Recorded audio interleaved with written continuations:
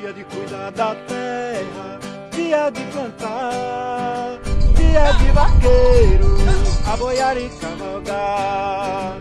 Dia de vaqueiro, aboiar e cavalgar.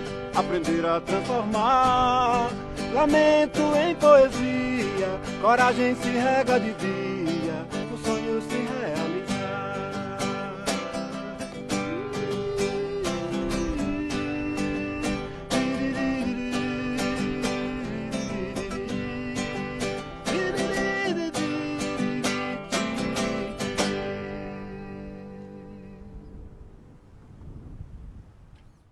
Dia de cuidar da terra, dia de plantar, dia de vaqueiro, aboiar e cavalgar. Dia de vaqueiro, aboiar e cavalgar. Aprender a transformar lamento em poesia, coragem se rega de dia, o sonho se realizar.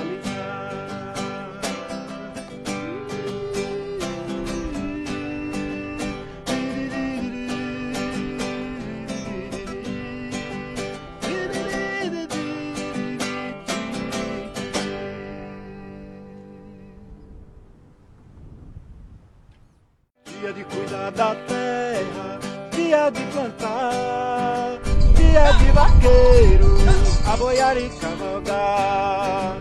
Dia de vaqueiro, aboiar e cavalgar. Aprender.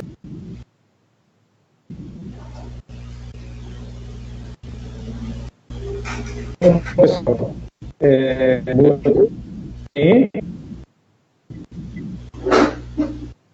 boa noite, pessoal. Então, pessoal da produção, boa noite. Estamos dando início aqui a mais uma videoconferência ao vivo, não é? É a terceira videoconferência que a gente faz de promoção do oitavo dia D. A gente vai tratar hoje de palma forrageira. E na sequência de videoconferências, nós ainda temos 7 videoconferências pela frente, até o dia D. Hoje, no dia 30 de junho, a gente vai tratar de caprinos e ovinos nativos. No dia 9 de julho, a gente vai falar sobre a raça Luzerá. No dia 14 de julho, sobre a raça Cindy. No dia 17 de julho, a raça Curraleiro Peludo. De julho, já bem próximo do dia D, a gente vai fazer uma apresentação dos animais em oferta. Dia 21 de julho, vamos fazer um passeio por toda a programação do dia D, para aí mostrar a vocês como é que vocês vão poder participar virtualmente, né, dessa edição que a gente está fazendo pela primeira vez virtual agora, por causa de todo esse problema que a gente está passando. Hoje, tratando do assunto do palma, o pessoal está me ouvindo bem aí? Estou precisando de um sinal. Zé, está me ouvindo? Está um pouco cortado. Parece que agora melhorou. Tudo ok. Bom, pessoal. Então, só para lembrar vocês, essa videoconferência vai ficar disponível no canal do YouTube da Carnaúba, assim que a gente terminar. A gente vai tratar, como eu falei, de palma forrageira. A gente está desenvolvendo o site da Carnaúba para vocês poderem navegar por ele e entendendo melhor como é que vai ser esse modelo do dia D de 2018, oitava edição, modelo virtual. E nesse momento a gente vai tratar da questão da palma forrageira. O dia D, como vocês bem sabem, é um evento que a gente faz de produtor para produtor. Né? Nós somos produtores. E o foco do dia D, o direcionamento do dia D é sempre em cima da necessidade do produtor rural. Então, dessa forma, todas essas conferências e o evento em si. A gente sempre coloca a necessidade do produtor, que é a nossa, como janela principal para tomar essas decisões. E essa questão da palma forrageira é uma questão decisiva na parte da pecuária, né? A grande vocação das terras secas é a palma forrageira e a pecuária. E a palma forrageira se insere de forma complementar a outras forrageiras de capins e cada vez ganha mais espaço, cada vez se mostra mais importante, e um dos grandes responsáveis por isso é esse primo irmão que a gente tem, Alberto Suassuna Zezão, que foi quem é o responsável, junto com Paulinho Suassuna, primo dele também nosso, por introduzir no Brasil a tecnologia do adensamento de palma.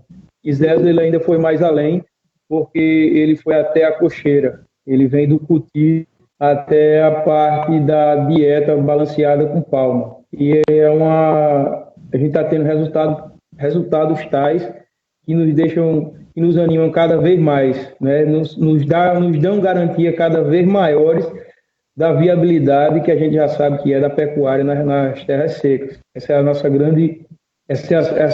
grande vocação. E a gente sabe que a gente vive um vazio forrageiro anualmente. Um ano bom de chuva, nós temos 4 meses de chuva, 8 meses sem chover. Então, invariavelmente, você tem um vazio forrageiro.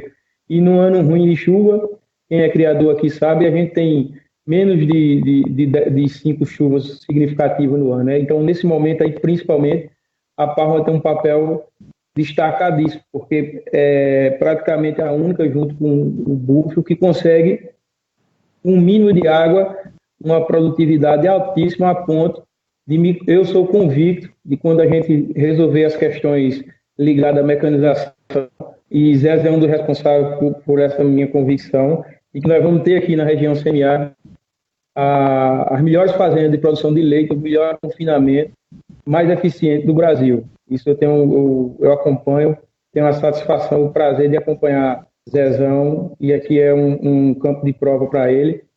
E a gente tem anualmente melhorado os resultados substancialmente. Essa videoconferência, eu não vou me alongar, nós vamos dividir em 3 blocos. A gente vai tratar primeiramente da questão do plantio, no segundo bloco a parte Alô, tá ouvindo aí? Eu estou ouvindo. Sim, os tratos culturais, e no bloco final a parte da mecanização, a parte da mecanização da palma, da cocheira, né? Vamos trabalhar superficial, mas bem objetiva, todos esses temas que serão abordados profundamente no dia D. Zé vai ter uma apresentação bem mais rica do que a de hoje, porque vai ter bem mais tempo para mostrar a todos vocês no dia D. Então, a gente vai iniciar, Zezão, você fica à vontade, toma aí o microfone, a palavra é sua. Vamos iniciar com essa parte de plantio, e fico com você a palavra, não dê aí a satisfação, a alegria da sua fala. Bom, então, boa noite aí a todos. A abertura que Quincó fez está muito bem colocada, né? Eu queria somente reforçar que esse tema da palma forrageira é muito antigo, né? Muito antigo no Nordeste, muito antigo aí nos debates, com Manelito, com meu tio Dado, com meu tio Ariano, com Beto também, né? Beto Simões. E a gente via que a palma forrageira poderia desenvolver um papel complementar, como Manelito bem explicou naquele vídeo que ele tem, né? Mas é essa função mesmo que a gente quer dela, né? E quando a gente teve a oportunidade de estudar mais profundamente, a gente foi ao México pegar técnicas, né, mais avançadas do que as que a gente tinha na época.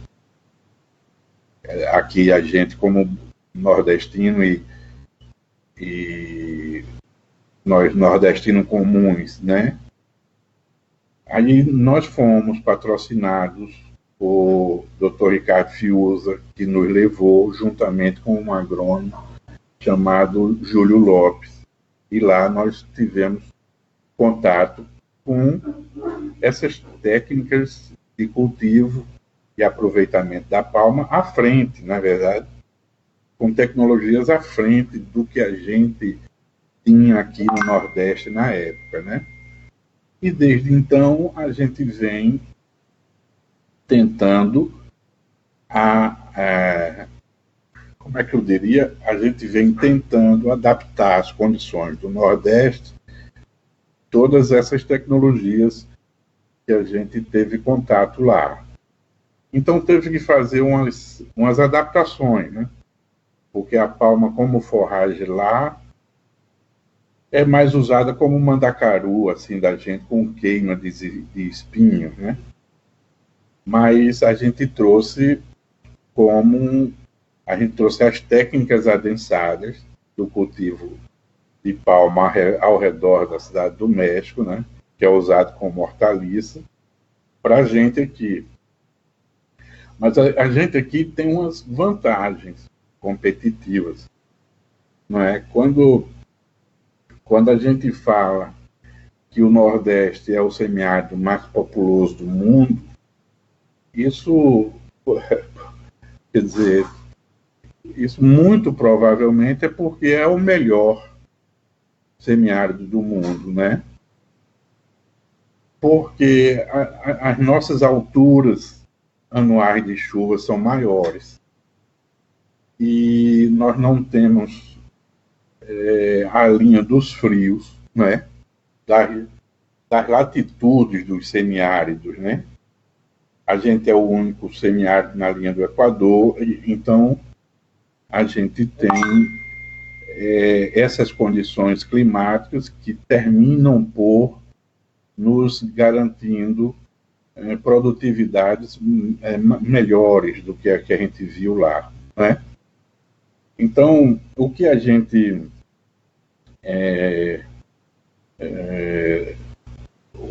gente logo fez foi adaptar essas técnicas com as técnicas mais conhecidas aqui do Nordeste de agricultura, que era da cana-de-açúcar, né? Então a gente veio com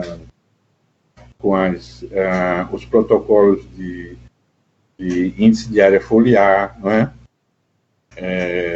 De número de plantas por hectare, de algumas adubações, né? Então a gente pegou todos os equipamentos que a gente tinha disponível aqui e fez primeiras aproximações, né? Então eu acho que agora a gente poderia botar aí, Quincó, ou Léo, ou Alisson, aquela primeira foto, essa, certo? Então, você veja, a gente sempre encarou a palma aí com o perfil que ela virasse grande cultura, né? Que ela virasse grande cultura agrícola, assim, do mesmo porte que uma cana-de-açúcar, que uma soja, que um milho, não é? Que um cacau, que uma borracha. A borracha hoje está mais deslocada, mas a gente gostaria que a palma viesse, as técnicas de palma viessem ajudar a gente a administrar essas secas que a gente é submetido, né?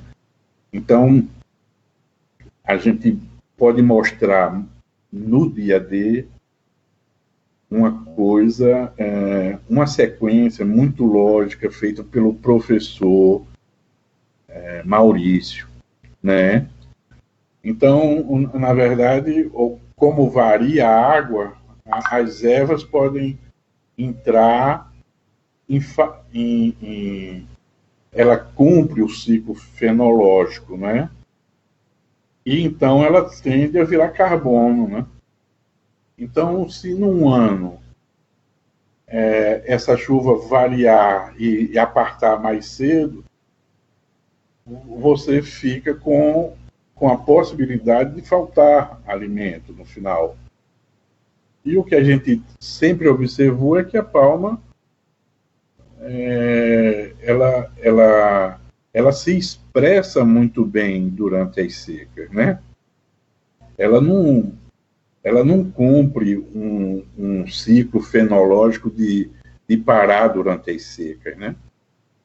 Então ela pode muito bem entrar compondo esses que a gente chama, que a gente começou a falar de apagão forrageiro, não é?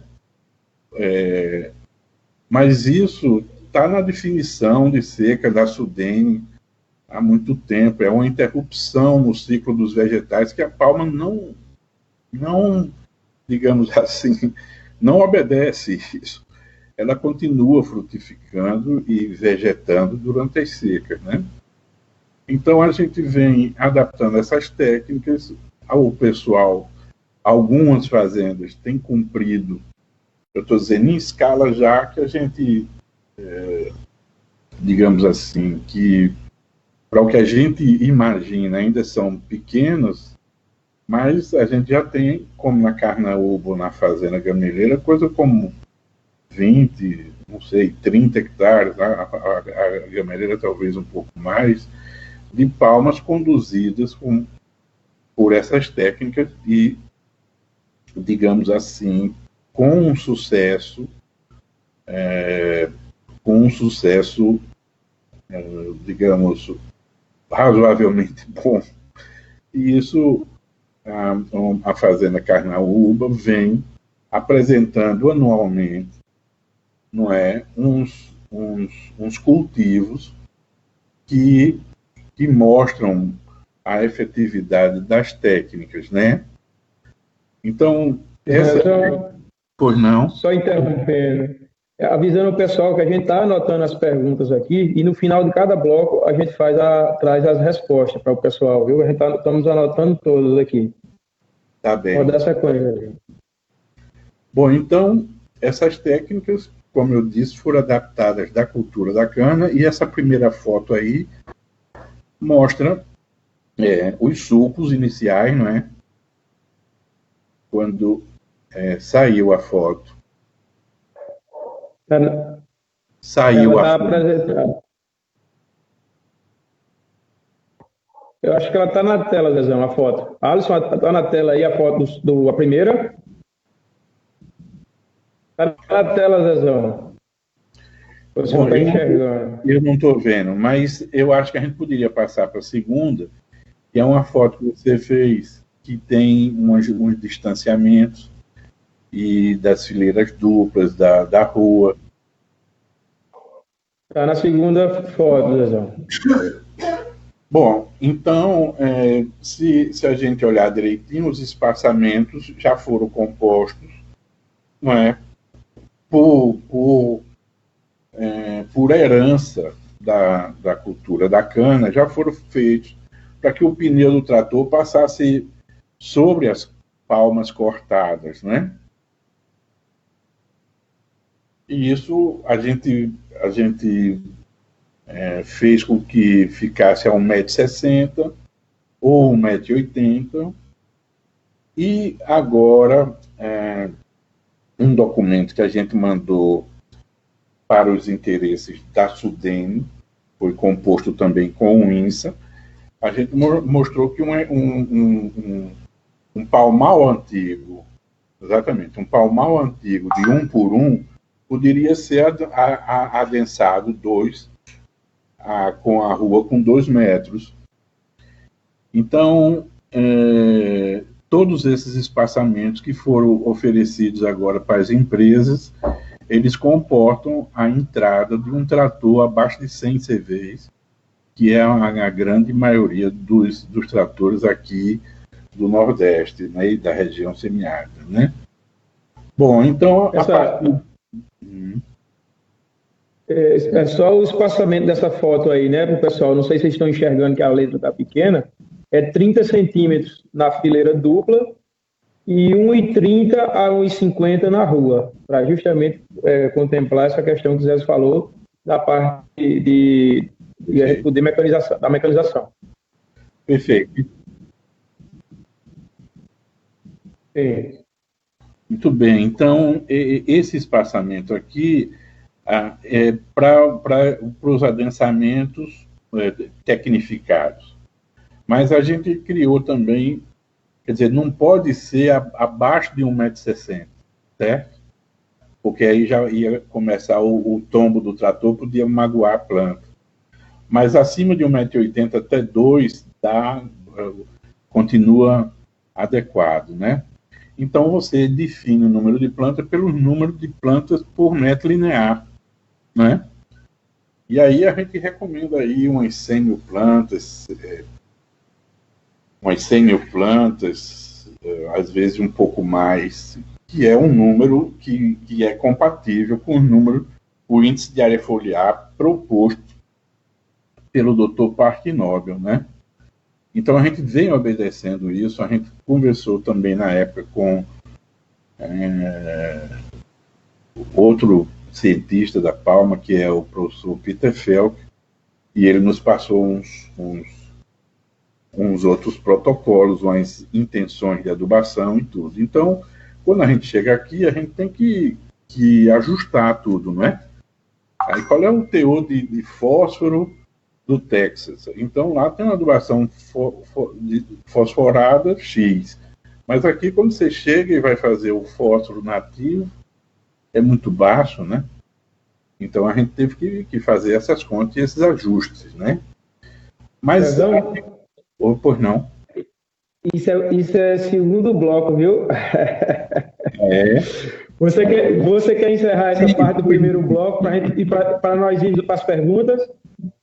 Tem uma série de perguntas aqui. Não, tá ótimo. Essa parte essa terceira foto é como essas linhas se comportam, né? Não é? Porque ela é plantada no período seco, e aí elas, quando chove, elas já vão perfilhando no seco, na verdade, né? Mas chove, então ela fecha aí e fica feito uma espécie de cerca-viva, né? Bom, então, como Kinko alertou aí, a gente falou aí um pouco, né? Que a gente pode detalhar melhor no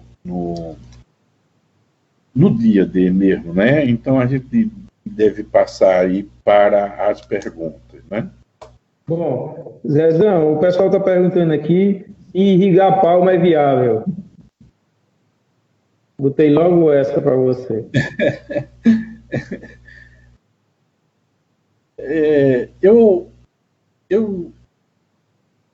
Eu já vi várias palmas que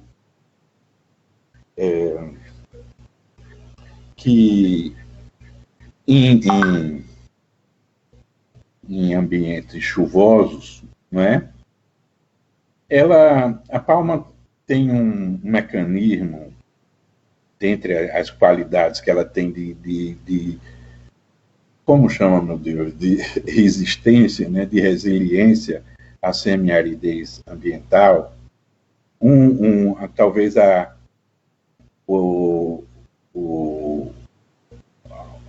característica mais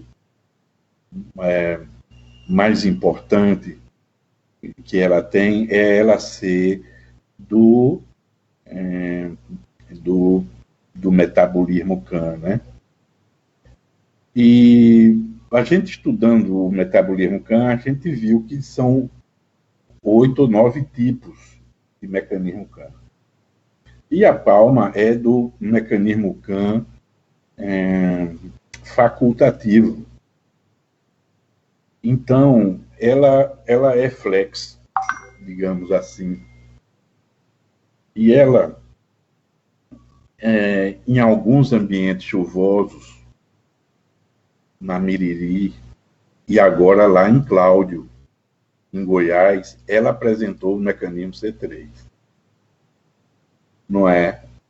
Na Miriri, esse mecanismo, porque qual é o problema aí? O problema é que ela sai de uma conversão hídrica ambiental excepcional, quando ela está em CAM, para o pior mecanismo de utilização de água, que é o C3.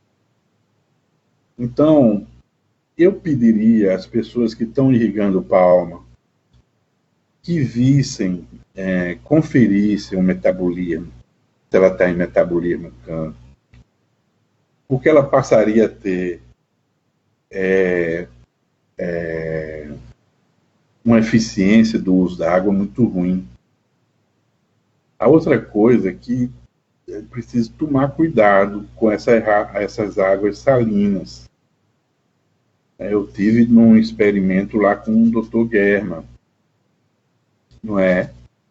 E ela não gosta muito de sódio, né?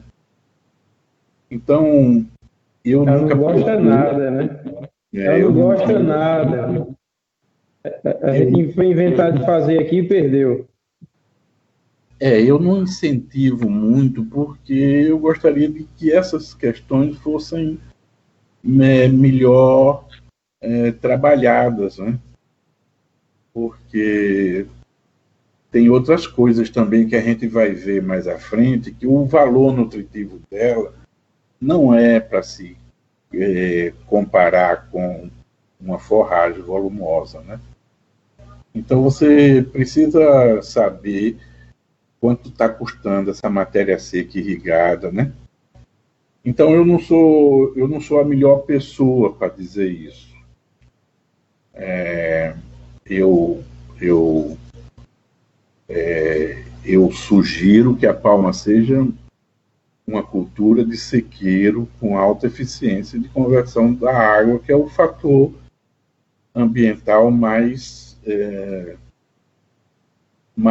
escasso que temos, né? Eu pediria desculpa por não ter respondido. Eu não sei responder. Respondeu, Zezão. Zezão, pastejo direto, quer que você vê viabilidade? Sim, esse daí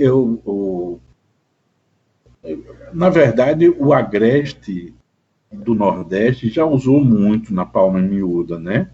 O Agreste tirador de leite. E essa nova variedade que a gente está usando aí, a orelha de elefante, tem um perfilhamento excepcional. E me parece que ela é bastante rústica, isso. Exato. Ela tem muita gema, e também tem o trabalho de Luciano, né? Que é um agrônomo lá de da Bahia, como é de Vitória da Conquista. E ele poderia ser chamado para um debate sobre isso. Ele tem muito bom. Uma vacaria. O pessoal está perguntando aqui também se a gente tem palma para vender. No dia desse, sim, vai ter raquete. Vai ficar R$250 o milheiro da orelha de elefante, já com níveis de fósforo e potássio bem bom na folha que a gente aduba. Bom, tem um pessoal perguntando aqui também a melhor data para plantar. Aqui a gente planta de setembro a outubro e novembro. Não é que é a época que você pode cortar e a palma sara a ferida, como chama, e não dá podridão nela. Essa é a época que a gente corta aqui em Itaperuá. Palma de sequeiro no Siridó, Zezão. É a questão aí que entra a irrigação, porque dizem que no Siridó não dá palma. Olha, essa informação a gente vai desafiar agora, sabe? Está sendo montado um experimento com o professor Adailson, e vai ter um canteiro do experimento em Patos, e a gente... Porque eu acho que já num dia D aí eu mostrei palmas com estresse hídrico, né? Parecia um alface, assim. Mas, na verdade, a gente andando por esse palmal, a gente viu uma linha ou um pedaço de linha muito vegetando perfeitamente, né?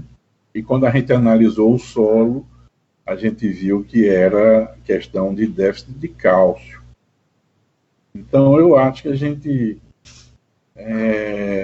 não deveria falar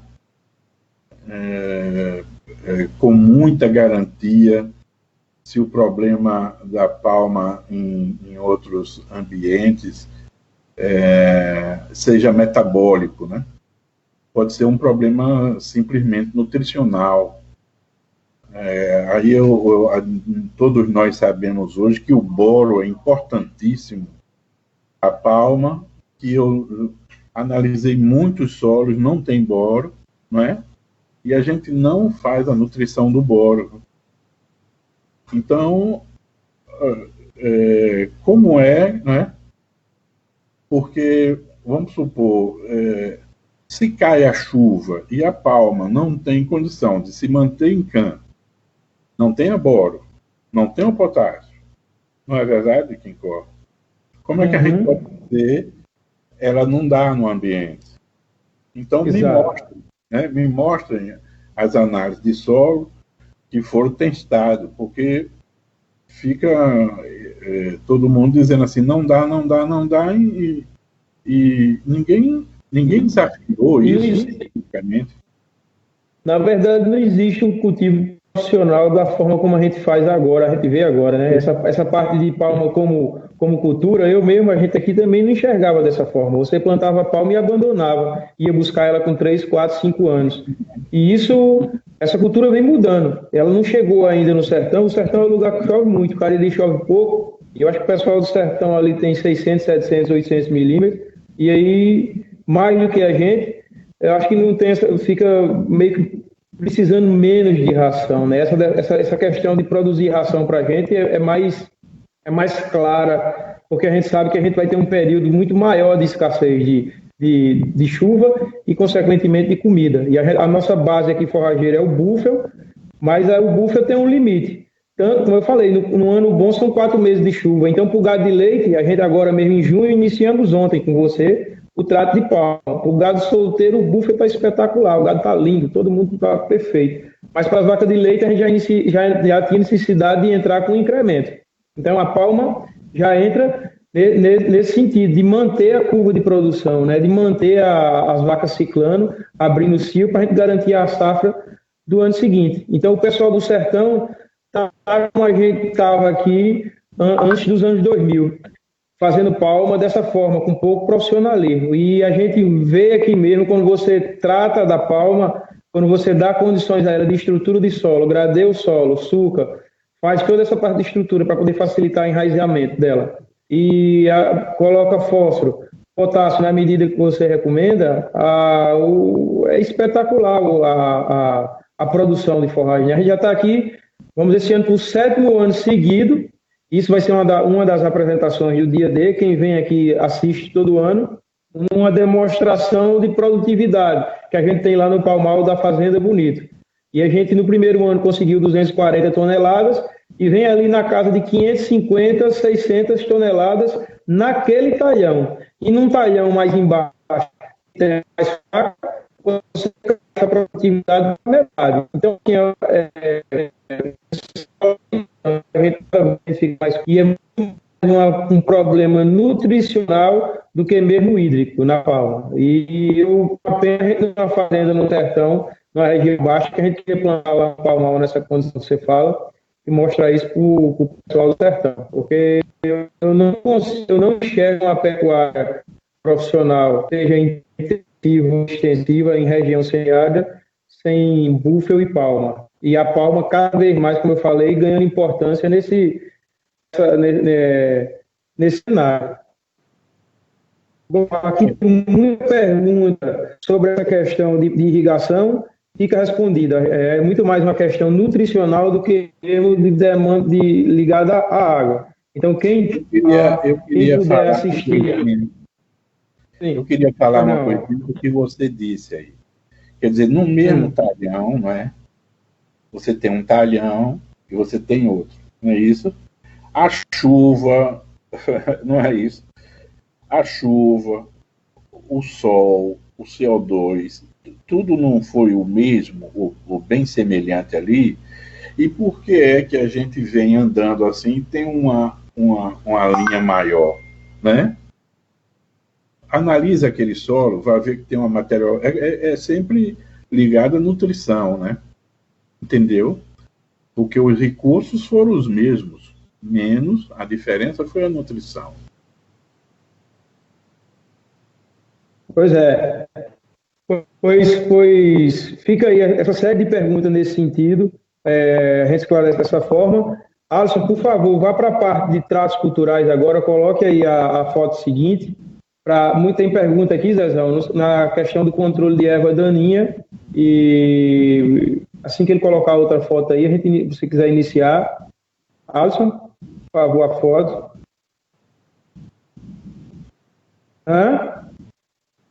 Bom, depois coloca.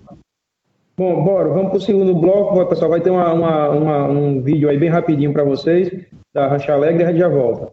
AWS. Somos uma empresa que plantamos conhecimento e colhemos resultados. Nós vivemos o agro da atualidade.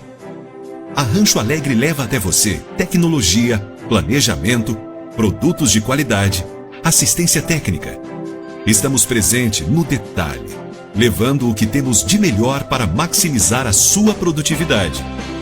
Nossa maior satisfação é o crescimento do homem do campo. A Rancho Alegre está presente em 4 estados do Nordeste. Rio Grande do Norte, nas cidades de Natal e Santo Antônio. Paraíba, Campina Grande. Pernambuco, nas cidades de Pesqueira, Garanhuns, Caruaru e Recife.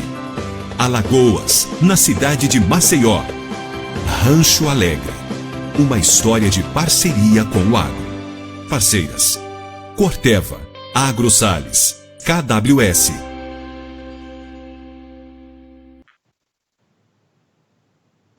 Bom, pessoal, aí a gente agora no segundo bloco, vamos falar agora aí da parte dos traços culturais, Zezão. A gente já falou aí de preparo de solo, né? Agora, se você quiser entrar em adubação e controle de praga, de erva daninha. Bom, esse é um assunto meio complicado. Com certeza. Porque a gente trouxe alguns protocolos de controle de erva daninha a partir do contato com o doutor Peter Felk, né? Então, ele recomendou o pré-emergente, que são os derivados da ureia. São 3 tipos, né? O tebutyron, o diuron e o outro que termina em on, que eu nunca procurei me aprofundar, não acho ele, inclusive. Mas esse protocolo a gente vem usando experimentalmente, digamos assim, desde 1994. Mas é necessário que as empresas coloquem a palma forrageira no rótulo, para que para que fique legal dentro do país. Então, isso estava sendo muito bem tratado ano passado com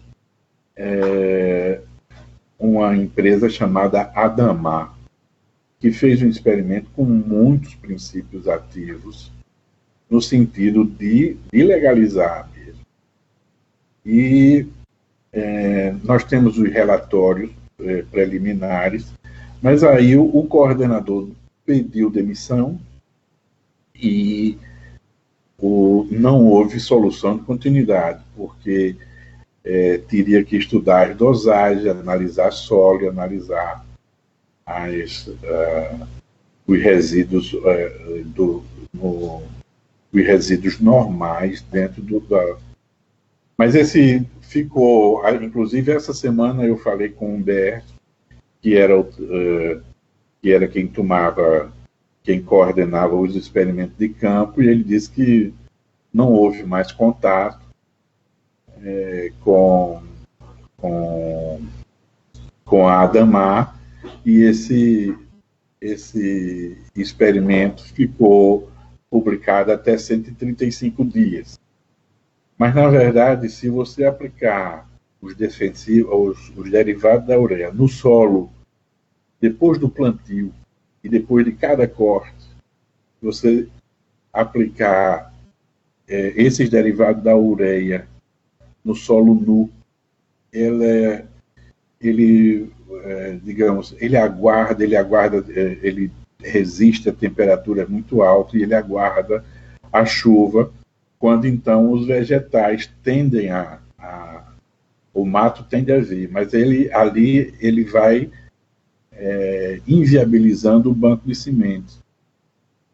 E se vier uma semente voando de outro ambiente e cair lá, ele também inviabiliza essa semente, né? Então, na dosagem que a gente trabalha, ela passa um ano no limpo sem nenhum problema. Então, a Diuron, gente... né? Diuron. Diuron. Diuron esse último ano não teve o tebudiuron, e o diuron a gente usou com muito sucesso. Agora, desde que ele pegue realmente no solo nu, né? Exato. Não é? A gente teve esse problema, nós vivemos esse problema aqui, não é? Sim. Sofremos isso aí. Agora, de usar... A gente já sabe alguns que não pode. 2,4-D não pode, entendeu? O Roundup queima folha nova, o Paraquat não pode, não é? Então, o que é recomendado são os derivados da ureia. E eles vêm... Eu não tenho o que reclamar deles, eles funcionam perfeitamente. Esse é um do trato, né? As adubações... Sim, não, só colocando uma experiência nossa aqui, Zezão, vocês bem sabem, a gente usou esse aí no final do plantio, no solo, como você recomendou, e a gente não teve problema nenhum. Só que a gente, na correria aqui no ano seguinte, para ampliar os palmais, foi ampliando com pouca gente no trabalho. De dezembro do ano passado, caiu uma chuva, a gente achava que a chuva ia cessar e não cessou, e não aplicou o diuron, né? Então a gente sofreu muito, porque houve a emergência das sementes, né? Nasceram, e aí a gente trabalhou com o pré-emergente e ele não teve ação. E a gente sofreu muito com o capim mimoso, até controlar ele, porque depois que ele saiu, o pré-emergente não funcionou mais e a gente teve que usar aí uma série de graminicida até achar um que combatesse ele. Saiu muito mais caro. Então, essa recomendação aí, se você não apliquem no chão, se tiver uma palhada, alguma coisa no chão, porque ele precisa de uma questão, ele tem uma ação química e física, né, Gasão? Ele precisa tocar no solo para criar tipo uma lâmina, para ele selar o chão e matar as sementes na emergência, né, na hora que eles estiverem germinando. Isso, se você não fizer, você vai sofrer muito depois, com mimoso, com outra série de capim. É muito mais barato seguir essa recomendação e usar o pré-emergente. Nunca tratar depois, sempre antes. Qual é o outro trato? Você poderia botar a outra foto, né? Porque sim. Você tem uma foto aí, você está no meio de um palmal, porque exatamente aqui sim, pronto. O que a gente vai fazendo também você de vez em quando tem que passar no palmal, olhar, não é? Porque uma das vantagens do cultivo da palma assim é que todos os tratos dela são depois do corte, no seco, né? A gente não tem que estar entrando no inverno dentro do palmal, não é, atolando trator e essas coisas, né? Então, os outros tratos é você fazer o seu fertímetro.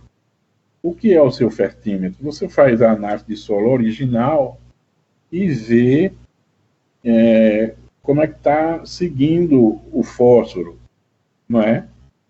E você tem que fazer um balanço entre o fósforo que saiu nas forragens, né?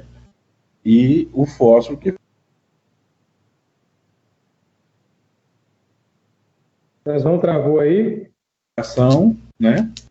E vai fazendo as de cobertura pós-safra, acompanhando as produções e as análises foliares, né, e os adubos residuais. O que eu gostaria de falar aqui de coisa mais importante é que a palma tem uma necessidade aparente de muito maior cálcio, magnésio e potássio do que precisam os animais, do que os animais precisam. Então, significa que ele vai deixar nos currais, onde foi administrada a palma, ele vai deixar os excessos de cálcio, potássio e magnésio ali. Então, a gente tem que ir crescendo a CTC do solo e esse esterco deveria voltar, entendeu? Deveria voltar para os palmares. E isso economizaria uma quantidade enorme, porque entendeu que eu tô, não sei se eu estou sendo muito claro, o animal come, você leva o potássio, né? Você leva o potássio para a cocheira, dentro da palma, né? O animal come e o esterco fica lá, o potássio excedente. Não é? Aí você pega aquele esterco e bota... Só uma observação, Zé? Eu digo só fazer uma observação para o pessoal lembrar, porque você falou, mas eu acho que cortou. Porque a palma precisa de muito potássio, né? E ela carrega muito potássio em si. Porém, a vaca não precisa. Então, a palma, o potássio vai na palma, a vaca come e esse potássio retorna, porque o potássio é justamente o item mais caro do adubo que a gente precisa colocar lá. Que daqui a pouco a gente vai tratar de adubação. Então, para quem está muito iniciante na cultura da palma, vai achar isso já está muito adiantado, está muito profundo essa, vamos dizer assim, essa conversa, mas não é não, vocês vão ter que se acostumar. A gente como produtor, como criador, a gente tem que se aprofundar na questão da agricultura. Eu era cego de guia nesse tema e a gente vai se formando agricultor à medida que a gente vai aprofundando nessas questões. Então é isso aí que o Zé falou. Ela carrega muito potássio e muito cálcio, não é não, Zezão? É isso. Magnésio também, né? Mas a maior parte desses três a maior parte pode ser recuperada, não é? E você fazer só uma reposição menor anualmente desses. Mas é bom a gente construir uma fertilidade inicial alta disso, né? E o solo a gente constrói, né? Esse é um conceito da agricultura. Você pega um solo e vai construindo ele ao longo dos anos. Esse é um conceito clássico antigo da agricultura, cultivar o solo. Colocar nutriente no sistema, né? Para economizar água, né? E como é que a gente faz isso? No sistema, né? Adubação. Os outros tratos seria de controle de pragas, né? E doenças. A gente tem muito poucas doenças no Brasil de palma. A gente só tem, aparentemente, uma praga. E tem umas doenças fúngicas, que quando eu comecei a controlar o boro, eu parou de ter. Não é? Agora, a palma miúda é muito susceptível a essas fusarioses de baixo para cima. Mas a gente não tem visto gravemente esse assunto na gigante nem na orelha de elefante.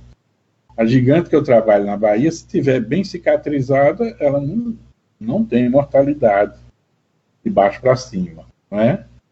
Mas se a nutrição do boro ficar bem administrada, essas doenças fúngicas desaparecem, eu garanto. Agora, é boa técnica depois da colheita você passar uma cauda bordaleza, uma técnica antiquíssima que funciona perfeitamente. Agora, a gente tem os insetos. Quais são os insetos que a gente conhece que comem palma, né? Aí são muito poucos. As que têm dano econômico, eu conheço as duas cochonilhas, né? Exato. E as duas cochonilhas, a gente a gente já tem os inseticidas legais para poder manejá-los em grandes extensões, não é? Porque se você botar os observatórios de início de praga, é uma coisa assim, até 20, 30 hectares, a gente botou lá na fazenda 43 observatórios orientados pelo professor Marconi, né? Mas eu disse a Marconi outro dia,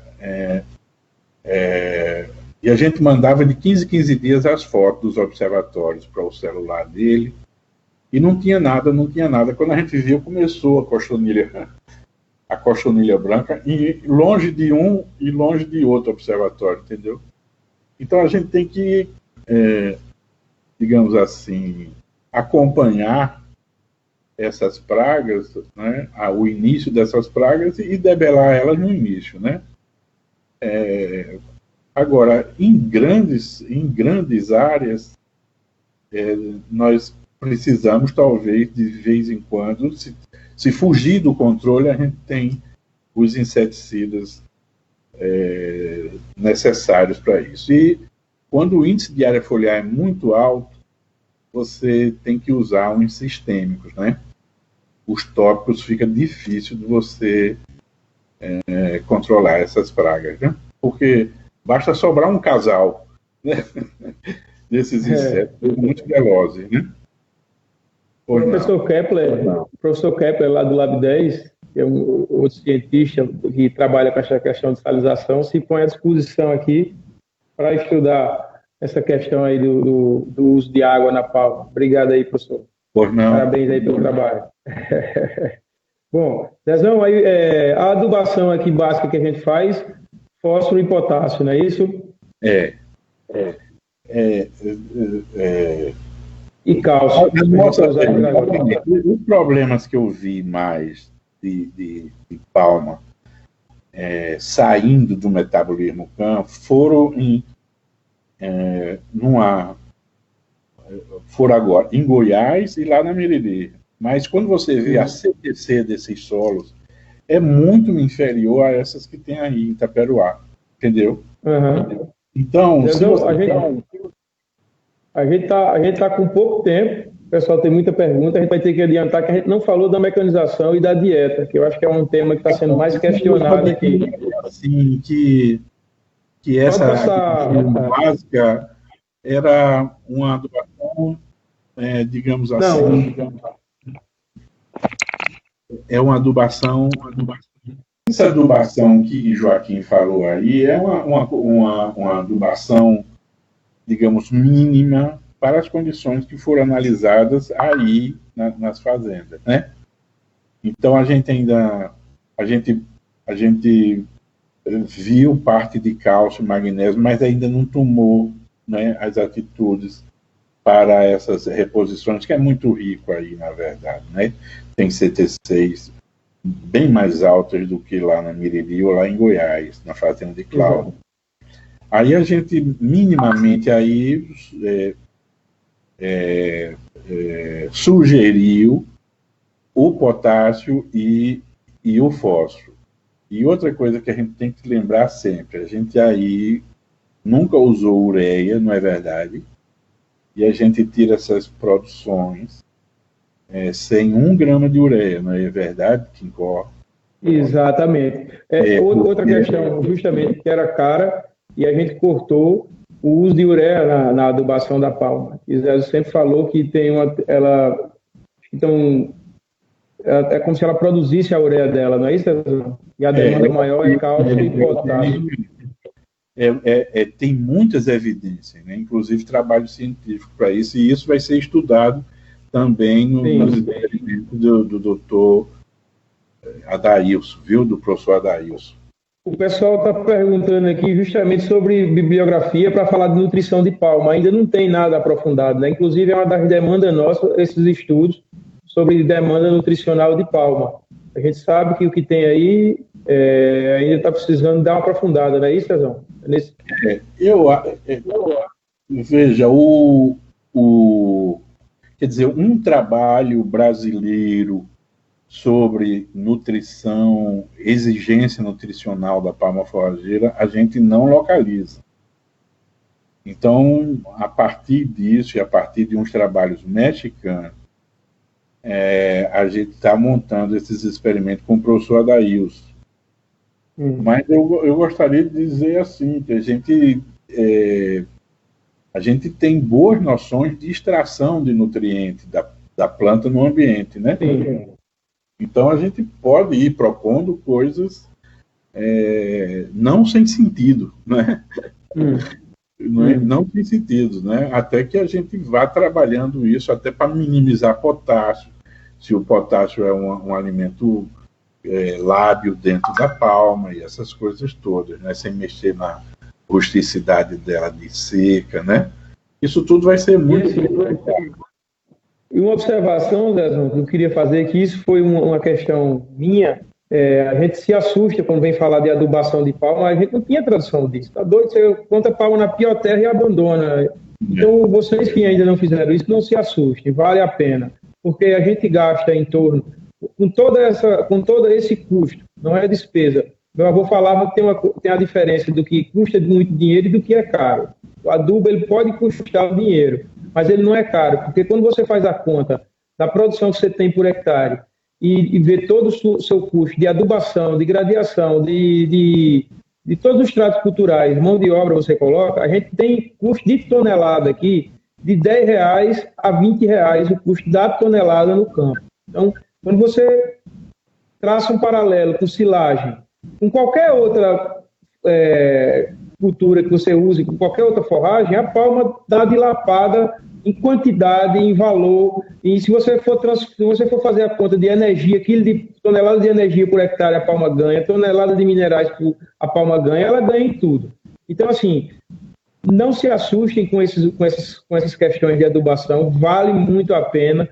Não façam a concentração de plantas sem dar adubação. Aí sim, vocês vão ter um prejuízo enorme. Só entrem nesse processo se vocês estiverem dispostos a fazer essa receita completa, porque senão você toma prejuízo. Agora, fazendo, eu garanto que não toma. Tanto é que a gente vamos fazer pelo 7º ano consecutivo, essa pesagem lá no Campo do Bonito, que é justamente para desmistificar isso, para poder, para nós e para os outros criadores, para a gente mostrar um campo que não é pequeno, e com produtividade altíssima, com traços muito profissionais, e que está há 7 anos produzindo entre 450 e próximo de 600 toneladas por hectare. Nesse talhão, a tonelada custa para a gente R$4, mesmo você gastando aí em torno de R$2.000, R$2.500 por ano, com adubação, com mão de obra, com tudo. Entendeu? Então, a conta que a gente tem que fazer é essa. Bom, pessoal, a gente está chegando no final, não tratamos de todos os pontos. Eu queria saber de vocês se vocês concordam, Zezão, e o pessoal, da gente abrir uma segunda videoconferência. E aí, Alisson desligava essa, ligava, e o pessoal retornaria para a gente tratar de mecanização e da dieta. E aí a gente fecha esse ciclo completo, mesmo que de forma superficial, mas muito rico, para o pessoal poder assistir, ter a ideia geral de como é que a cultura da palma funciona, né? Quem puder participar, eu acho que esse último bloco é muito interessante. Agora, o Quincol, você pode... Pode falar, Luzão. Eu estou dizendo, esse pessoal do Seridó e essas coisas, porque eu passei lá, veja lá, tem limitações físicas também de solo. Não é?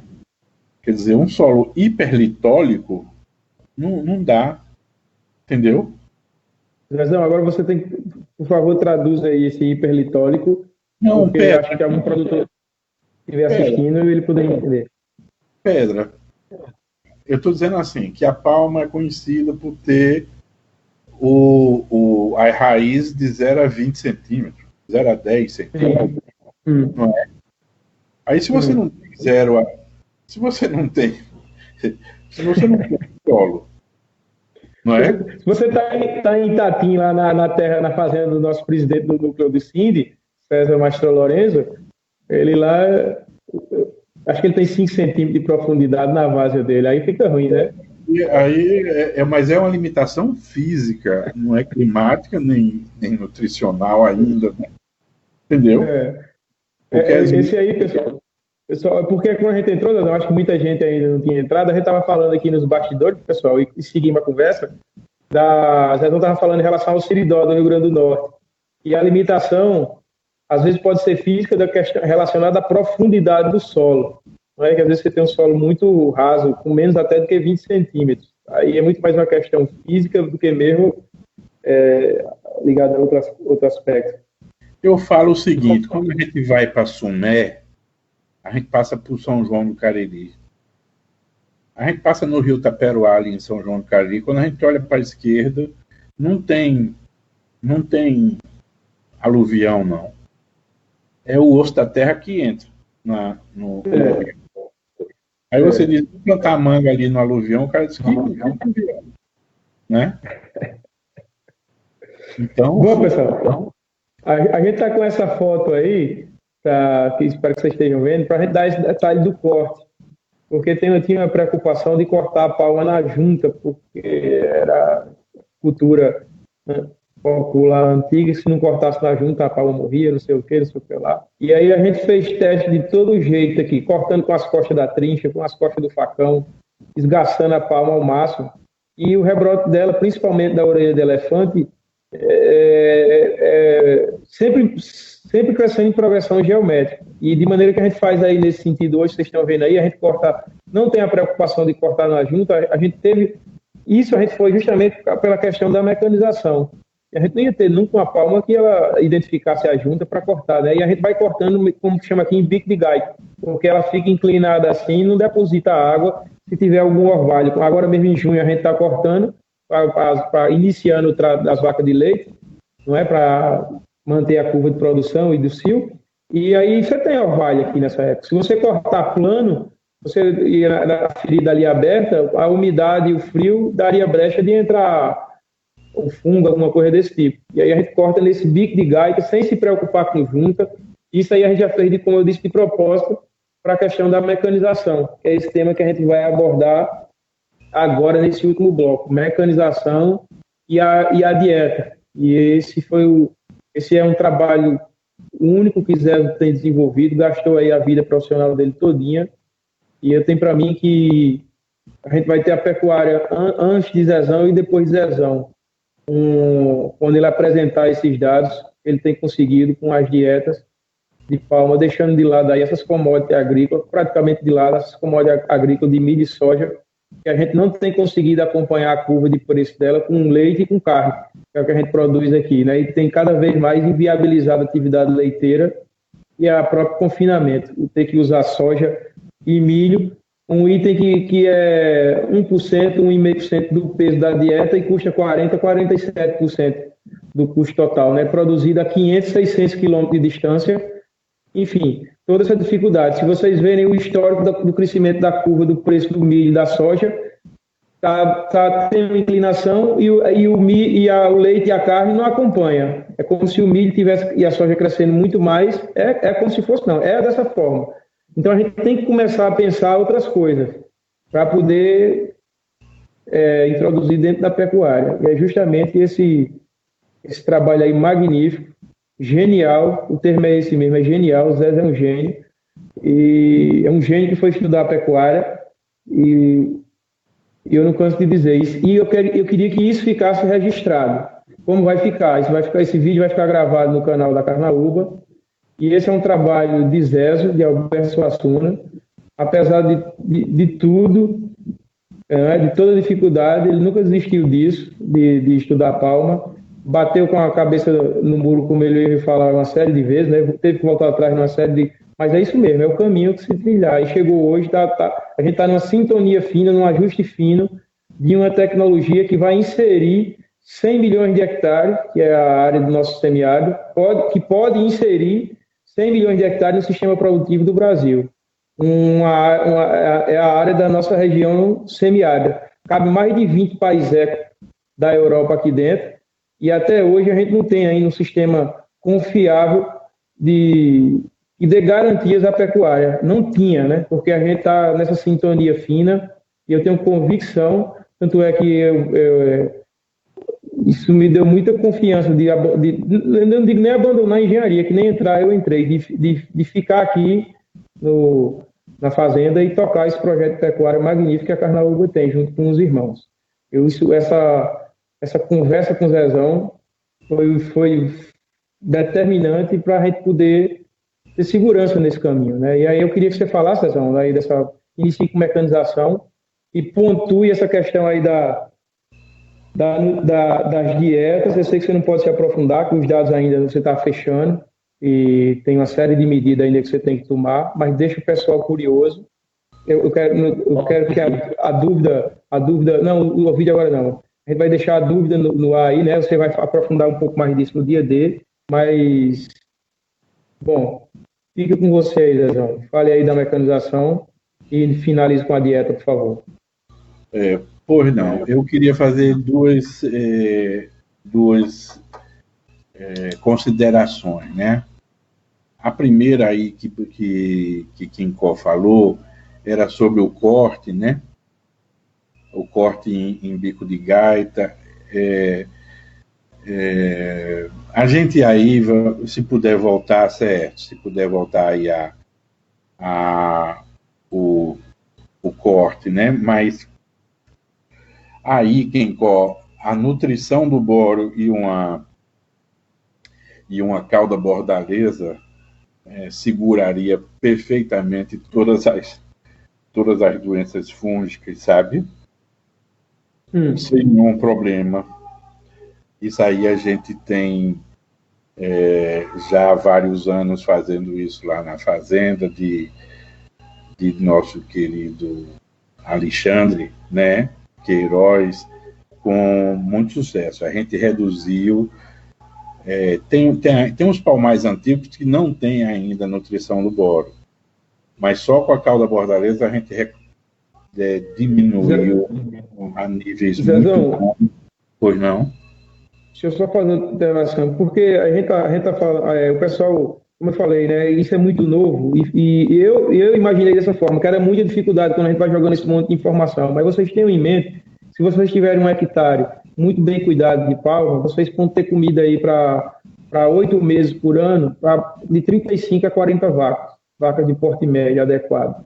Então você vai cortar uma 10, 15 metros de rua de palma por dia, você sendo o próprio produtor, e a cauda bordaleza é uma tecnologia simples, muito antiga.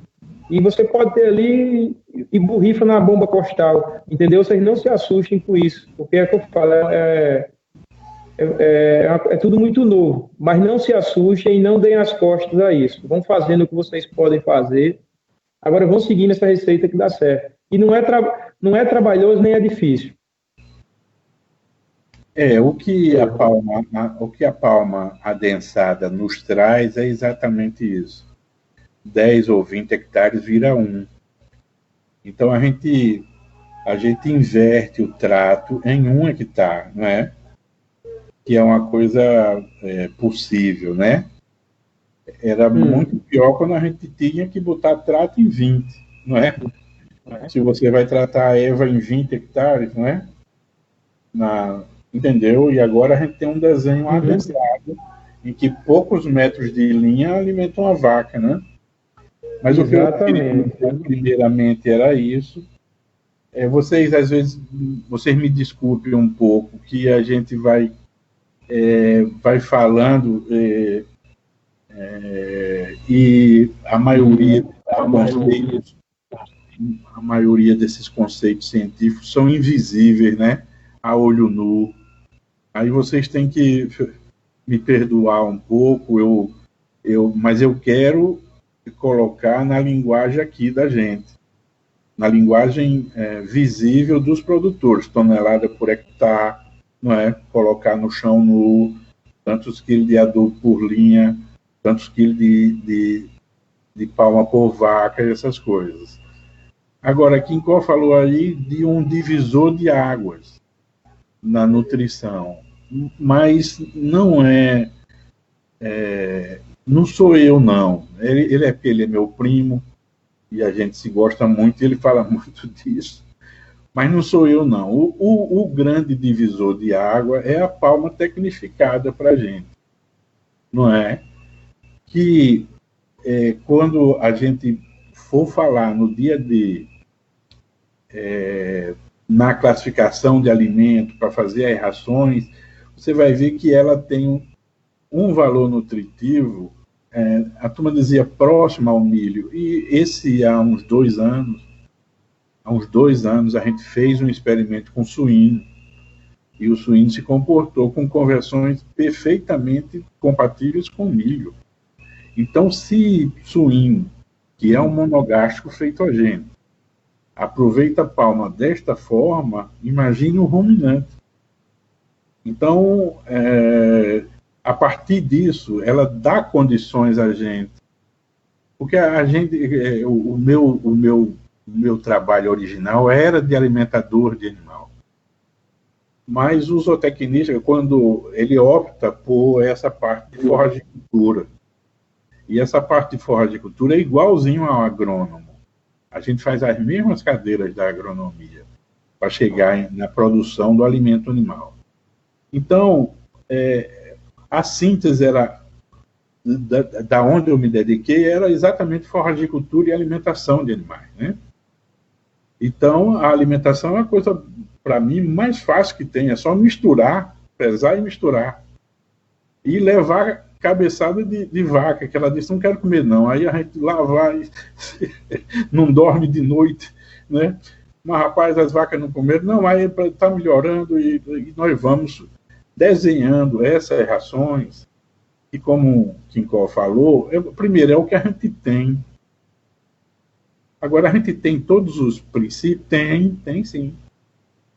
Se a gente tem a caatinga, se a gente tem o bufo, se a gente tem a palma, e a gente tem as commodities de agricultura, a ureia, sulfato de amônio, MAP, a gente faz as rações de ruminante perfeitamente.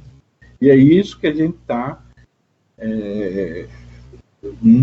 na Bahia, com algum sucesso, já mais à frente, em pecuária de corte, e aí, na Carnaúba, será, digamos assim, o mostruário primeiro das vacas apropriadas ao bioma caatinga e fazer leites mais baratos, né, do que você mandar buscar soja, milho, e principalmente eu fiz parte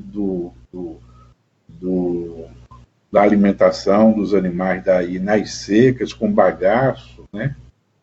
Quando a gente vê aquela logística pesadíssima do bagaço, tratar com cal, com soda, dá para o animal um valor nutritivo baixo, dietas marginais. E caríssimos, Zezão, não é? Caríssimos. Né? E a gente você chegar com a dieta com a tonelada da palma, R$60 na cocheira, cortou, ano que vem ela rebrota, e você botar bagaço de cana por R$200 a tonelada na cocheira, não tem lógica, né? Assim, mas, infelizmente, são questões macroeconômicas que a gente não entende. E aí a gente tem que se adequar a cada período, não é isso? Então, esse divisor de água, eu ajudo vocês todos a construírem, não é? Para que a palma se expanda como complemento da caatinga e do búfalo nos próximos milênios, nesse milênio dentro do semiárido, né? Então, aí... Está perguntando aqui a altura de corte, Zezão. A altura de corte é deixar a planta mãe. Aí você vê aí nessa foto aí a altura do corte, ficou a planta mãe e a filha cortada um pouco acima do nó. É isso aí. Receita da cauda bordaleza. Isso aí, você na loja da Casa de Agricultura, você tem a receita já pronta. Pode perguntar e o pessoal vai lhe fornecer.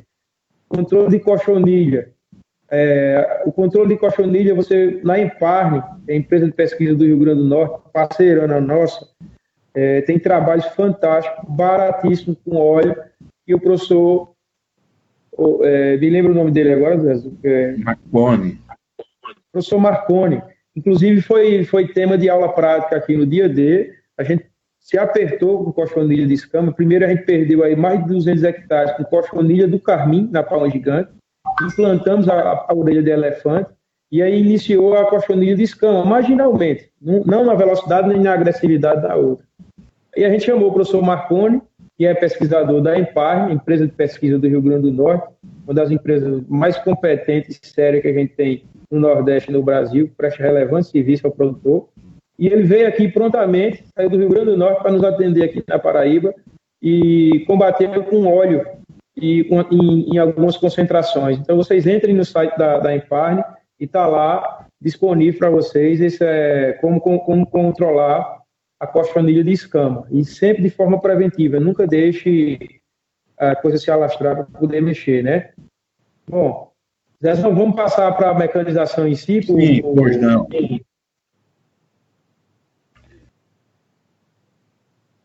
Alô? Pois não. Você quer dar mecanização, você quer puxar pelo que falta mecanizar ou que a gente já tem mecanizado? O que falta é a colhedeira e a gente está... Hoje teve mais uma reunião, e quinta-feira tem outra reunião, dessa vez pela Sudene, onde a gente espera que algumas empresas tenham aderência aos financiamentos de desenvolvimento. E eu venho acompanhando os trabalhos que o Alberto Lira está fazendo para casar, estão muito adiantados, já vão partir para a segunda fase de protótipo. E, enquanto isso, melhor resultado a gente teve nas colheitas com esteira carregadora, porque, vamos supor, essa parte de derrubar a palma tem um rendimento humano muito alto. A palma tem, digamos, 40 quilos por metro, 80 por metro, 70, 80 por metro na fileira dupla. Então, uma pessoa cortando pouco, ele já corta uma quantidade suficiente, né? Mas, digamos assim, o fator limitante primordial é pegar essa palma do chão e jogar em cima de um carroção. Aí o rendimento humano é baixo, né? E então isso lá na fazenda de Iaçu foi colocado uma esteira e os resultados foram apropriados. Mas continuamos com um corte manual, né? Mas nós queremos uma máquina muito simples, isso está muito debatido com os engenheiros. É uma serra, talvez, uma coisa que derrube a palma, entre numa esteira e carregue a carroça ou atrás do trator ou ao lado de uma caçamba, né? Então, isso iria uma disrupção de custo absurda. Mas... voltando para aquela questão lá do preço da tonelada, que a gente tinha falado, de entre 4 e 20 reais a tonelada no campo, você transformar isso de 60 a 80 na cocheira por falta de uma mecanização, não é? Isso é um absurdo. A gente, em 2020, a quantidade de recursos que vem para esse monte de instituição aí, e a gente não tem uma máquina para não mecanizar a palma, que seria a principal cultura, praticamente a principal cultura junto com o búfalo, também com pouca mecanização, e a gente não tem nenhuma instituição pegada com isso aí para poder mecanizar para o pequeno, para o médio e para o grande, isso é uma falta de bom senso, de competência sem tamanho, né, dessas instituições. Você reunião atrás de reunião, se especializando na arte de explicar porque é que não faz, não é? E você for somar a quantidade de recursos que veio para a tecnologia disponível que a gente tem, isso é um absurdo, né? Não tem. Você traçar um paralelo, imagina aí o Mato Grosso sem uma colhedeira de soja, não é? O Brasil Central sem uma colhedeira de soja, o pessoal tivesse que colher na mão como a gente colhe palma aqui. É uma total desconexão. A necessidade do produtor não faz parte da roda de conversa dos cientistas, e os cientistas produzem ciência que não é aplicada no campo. 90% dele, né, para o semiárido de sequeiro.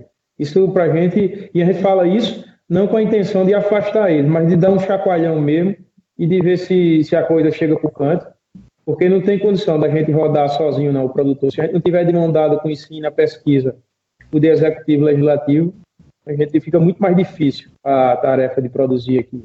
Então, o recurso tem, ele é muito mal aplicado. E não existe nem interação entre os centros acadêmicos. Você vê Campina Grande, mesmo que tenha uma universidade reconhecidíssima a nível mundial, a escola de agronomia não conversa com a de zootecnia, que não conversa com a de engenharia mecânica, que não conversa com a de engenharia elétrica, e no fim das contas os mestrados e os doutorados vão sendo feitos aí, é um catatal de papel e aplicação prática nenhuma, não é? Chama-se conhecimento encapsulado, né? Porque a gente vê máquinas... É um nome bonito para variar. Eu estou dizendo, a gente vê na AgriShow máquinas tão mais complexas do que aparentemente essa de cortar palma. Alô? Bom, estou ouvindo. Pois é, eu vi uma máquina de plantar arroz, que é uma plantinha mais fina do que um palito e mole como ela só. E a máquina pega num tapete e sai botando no chão sem machucar a planta, e a gente precisando de uma máquina robusta dessa. Mas, enfim, bom, essa parte da colheita, a gente está ainda só com promessa, com conversa bonita, não está saindo. É determinante que isso saia para poder a cultura avançar, porque a mão de obra hoje também está caríssima, se você não potencializar a produtividade, não vai para frente. O grande entrave da cultura da palma, a meu ver, é a mecanização. Agora, na distribuição e na moagem, na distribuição, a gente já tem, né, os vagões forrageiros, inclusive a gente tem um aqui. Alisson, por favor, você coloca o vídeo aí desse que a gente desenvolveu. Vocês vão ver aí, é um vagão de 3,5 metros cúbicos, a palma cortada na mão é trazida para um carroção, e nesse vagão a gente faz a mistura. Vocês têm ideia de tempo, a gente, para tratar 100 vacas, antes a gente gastava 4 homens ocupados praticamente o dia todo. A gente agora, com esse vagão aí, eu gasto essas 2 pessoas, o tratorista, e eu faço 100 vacas em 35 minutos para tratar 100 vacas.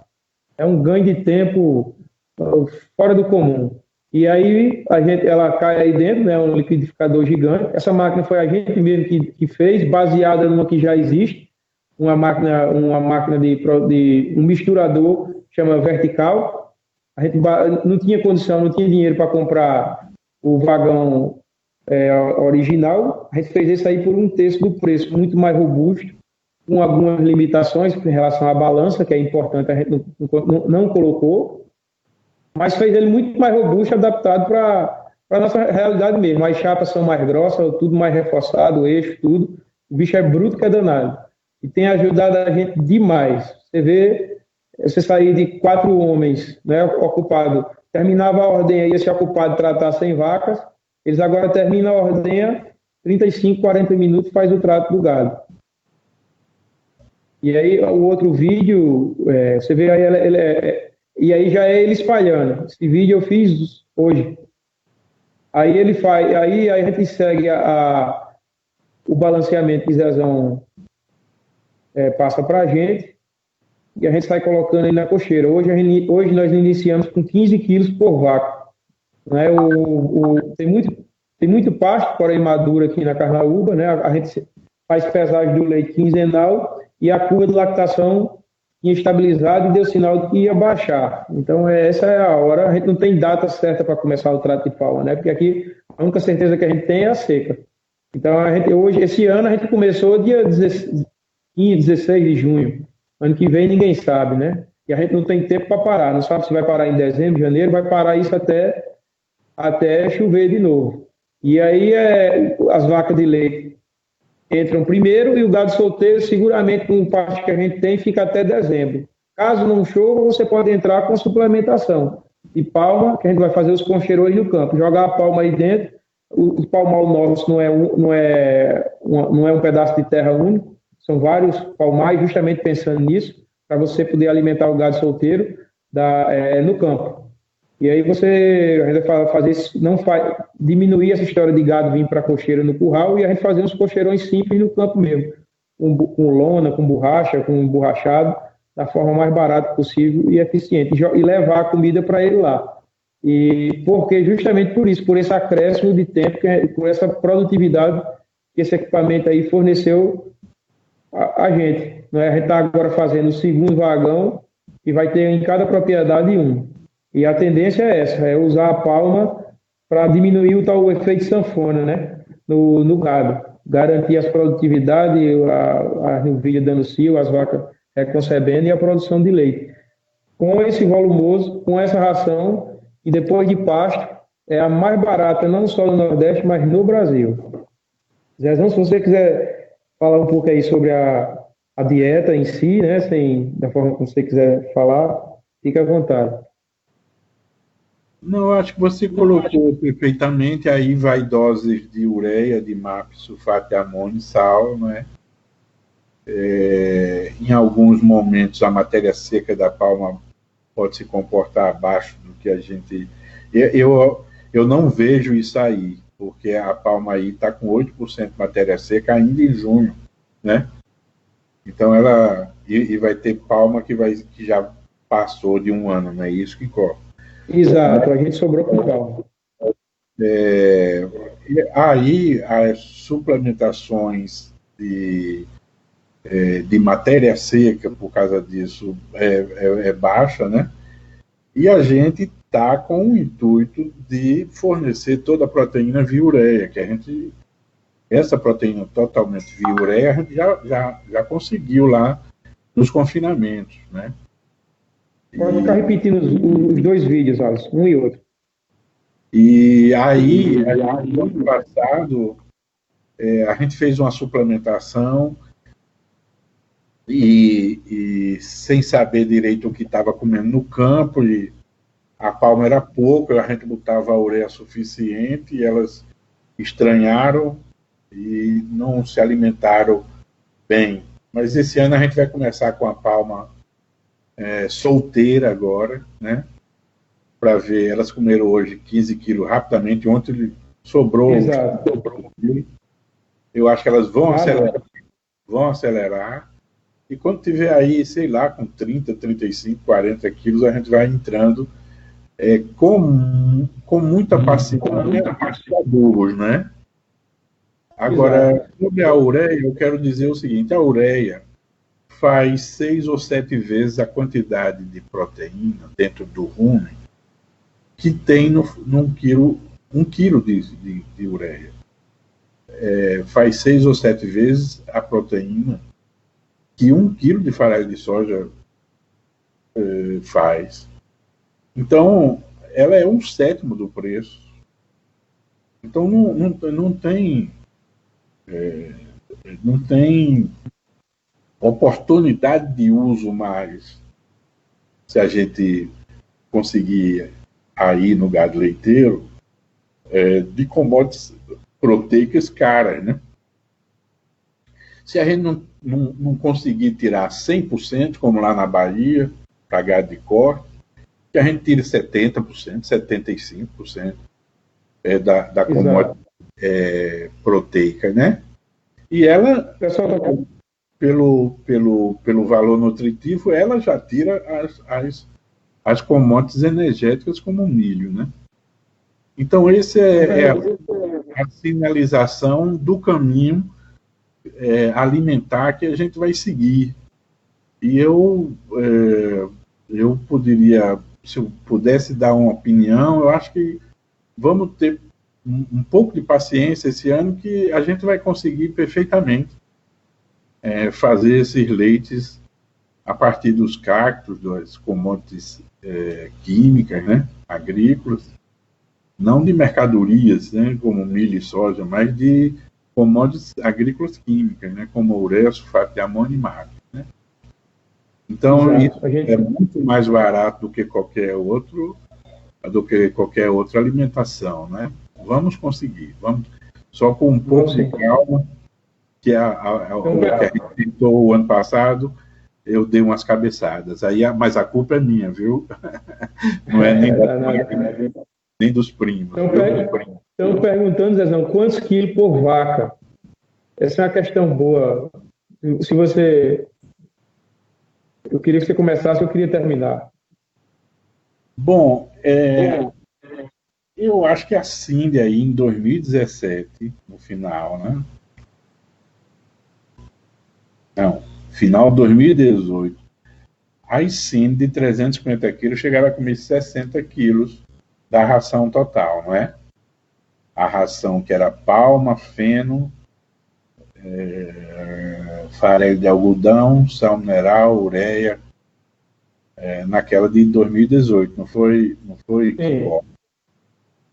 Aí o ano passado, baseado nisso, a gente repartiu, porque elas estavam no campo, esse consumo em 2018 foi no regime de confinamento total de algumas vacas que a gente fez. O ano passado elas estavam no campo, e a base dessa ração deveria ter aí, sei lá, uns 50 quilos ou mais de palma. A gente fez uma estimativa, mas a gente falhou na estimativa de quanto elas estavam comendo no campo, né? Que é uma coisa difícil mesmo de saber, né? Mas eu quero só dizer uma coisa também. Lá na Bahia, inclusive Alexandre deve estar assistindo aqui. Ele, essa semana foi pesado e os animais estão comendo, também elas estão com 18 arrobas já, né? Com 540 quilos. Vai ter mais uma pesagem e vão para o abate. Mas eles comendo estão... quantos, não falhou? 85, os mestiços, né? 85 quilos de mestiços. E, um momentinho, que está anotado aqui.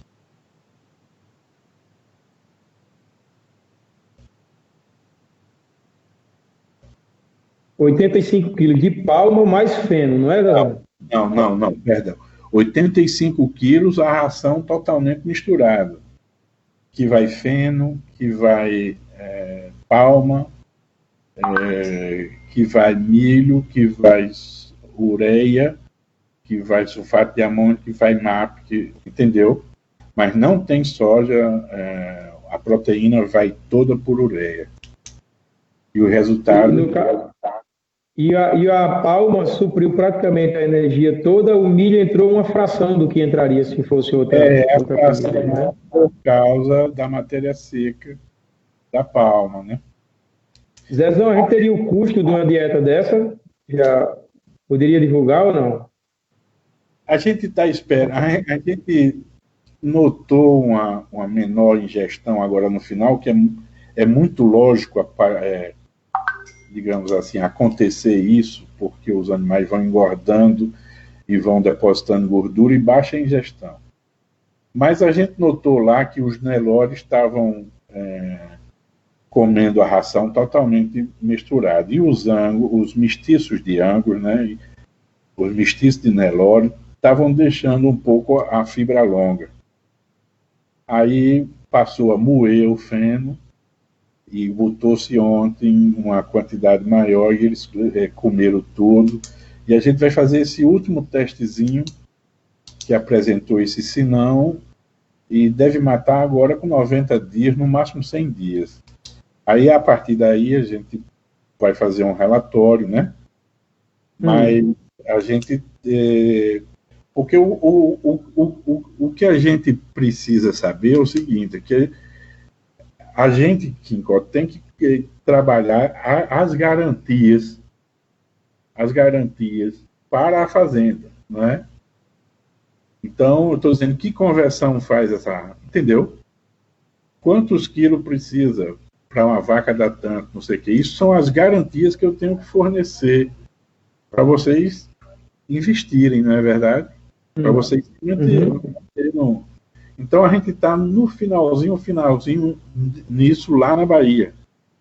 Mas aí, como o nome dessa live era desde o plantio até o ganho de peso ou a produção leiteira. E você tem que mostrar as garantias dessa cadeia toda, né? Exatamente. Agora, o que eu digo é que estamos muito animados com as conclusões, né, que pode ter oportunidade de investimento mesmo, né? Uma diária dessa está menos de R$ 6, não está, Zezão? Olha, o feno agora foi remarcado, o preço do feno dentro da dieta, mas ele falou que o custo, na primeira pesagem, que o custo da arroba ficou em R$ 150. E a arroba é 210. Isso é uma taxa, digamos 200. Isso é uma taxa de R$ 50 por arroba em 150 de custo. Né? Então isso já é uma margem boa, mas o confinamento inclui o seguinte. 33%. Agora é mais. É mais. Por quê? Porque você trabalha 100 dias e bota 6 arrobas, digamos. E quando vai para o abate tem mais 2 de rendimento de carcaça, entendeu? Sim. Então você vai ter um lucro operacional mais o lucro do rendimento. Pode ficar uma coisa muito boa. Segura. Eu tenho que dar segurança à fazenda, né? Quer dizer, quando a gente fizer esse número tem que se repetir 1000 vezes, não é? Entendi. E isso inclui a personalidade dos gados. A gente não está torcendo por nenhuma raça, mas a gente vê que a raça Nelore é muito predominante na pecuária de corte. E se a gente puder contar com as conversões que ela faz naturalmente, é melhor, né? Porque tem mais para comprar, tem mais para vender, né?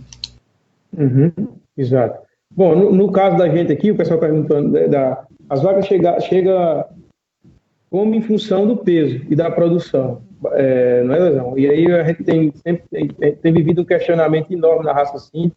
A gente está vendo vaca Cindy aí de 850 quilos, apartando o mesmo bezerro de 200 e pouco, e uma vaca de 380 quilos que a gente tem aqui de média. Então, assim, a gente que tem que gerir muito mais comida, a gente tem que ser um bom produtor e gestor de comida para ser um bom criador.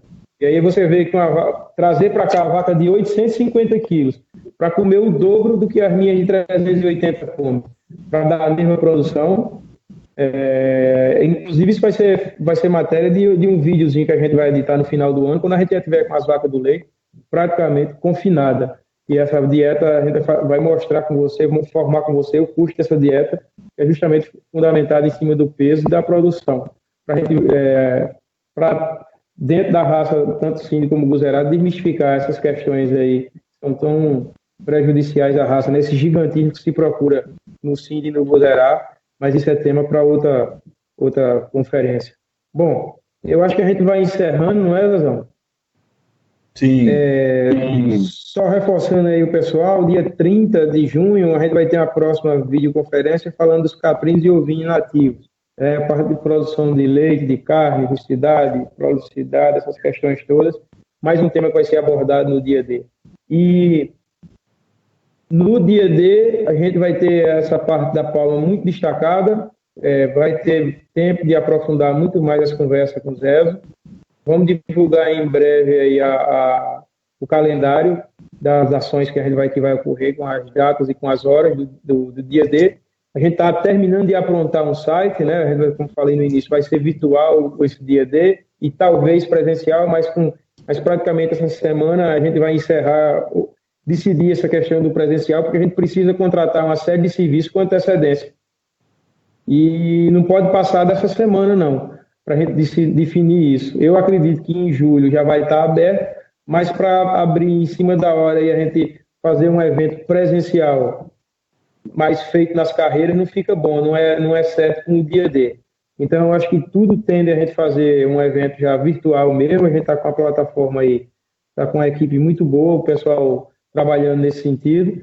Vamos divulgar todas essas questões, esse site está sendo já finalizado no dia D, para vocês poderem se cadastrar, assistir uma série de palestras, né, abordando todos esses temas que a gente vem tratando previamente. A gente até optou por essas videoconferências para a gente ir se acostumando com essa nova modalidade de comunicação, né? O presencial não se compara com o virtual, mas é o que a gente tem para hoje, tem que se adequar a isso e vamos vencer mais essa. Né? Então, eu queria agradecer a todo mundo, Zezão, agradecer a equipe aí, do pessoal aí que está ajudando a gente aí nessa videoconferência. Zezão, muito obrigado.